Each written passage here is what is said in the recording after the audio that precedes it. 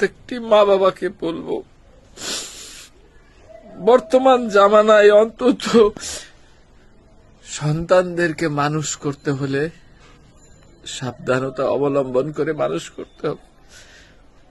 ছোট থেকে একটু কষ্ট দিয়ে মানুষ করতে হবে। যখন চাইবে তখন তা দিবেন না। সন্তানকে ভালোবাসবেন, যেখানে ভালোবাসার দরকার সেখানে বাসবেন, যেখানে শাসনের প্রয়োজন সেখানে শাসন করবেন, নয়তো আমার মতো কাঁদতে হবে। কারণ সন্তানরা বর্তমান জামানায় যখন একটু বড় হয়ে যায়, তখন তাদের নিজেদের নিয়ন্ত্রণ নিজেদের হাতের মুঠোয় নিয়ে নেয়।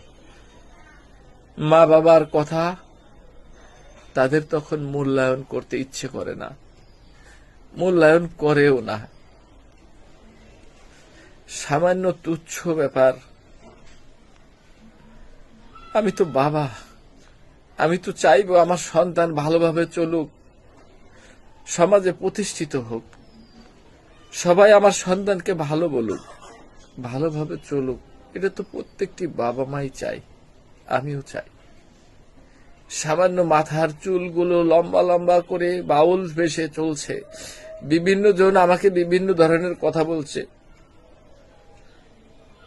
সন্তানকে পায়ে ধরে বলেছিলাম, তোমার চুলগুলো কেটে ফেলো, সে মানেনি। বাধ্য হয়ে একটু কঠোর হতে গিয়েছিলাম যে হয় তুমি আমার বাসায় থাকবা, নয়তো তুমি চলে যাবা আমার বাসায়। আমার খেয়ে আমার নিয়ন্ত্রণে থাকতে হলে তোমাকে চুলগুলো কেটে ভদ্র বেশে আসতে হবে। সে তাকে তার চুলগুলোর মূল্যায়ন করছে, মা বাবা ভাই বোন কারোর মূল্যায়ন করেনি।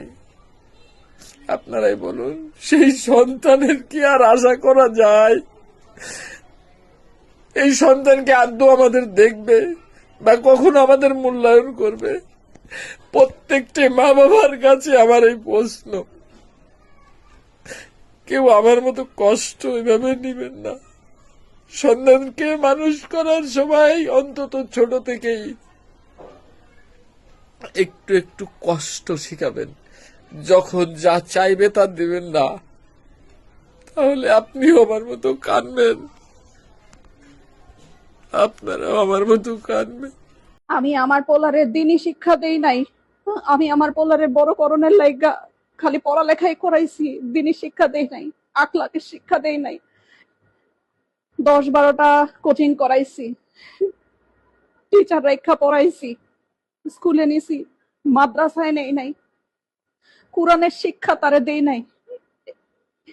এর লিগেই আমার কপালে এই পরিণাম। আজকে বৃদ্ধাশ্রমের লিগেই আমার কপালে জুটছে। যদি আল্লাহ শিক্ষা দিতাম তাইলে তাইলে আজকে আমার এই অবস্থা হইতো না। জীবনে কোনোদিন দেখছেন কোন আলেম গো বাপ মা বৃদ্ধাশ্রমে গেছে? যায় নাই। কোন আলেমের বাপ মা বৃদ্ধাশ্রমে যায় না। যায় আমগো মতো যারা বাপ মা স্বশিক্ষায় শিক্ষিত কইরা উচ্চতর ডিগ্রি দেই, তাগো পোলাপানরাই একসময় বড় হইয়া চক্ষু ফুইটা যায়, আর তাগো পোলাপানরাই বাপ মারে পাঠায় বৃদ্ধাশ্রমে। আর নাইলে সুদূরে গিয়া বইসা থাকে, বাপ মার খেয়াল রাখে না, খালি নিজেরটা বুঝে। এটা একটা মায়ের আর্তনাদ, একটা মায়ের কথা।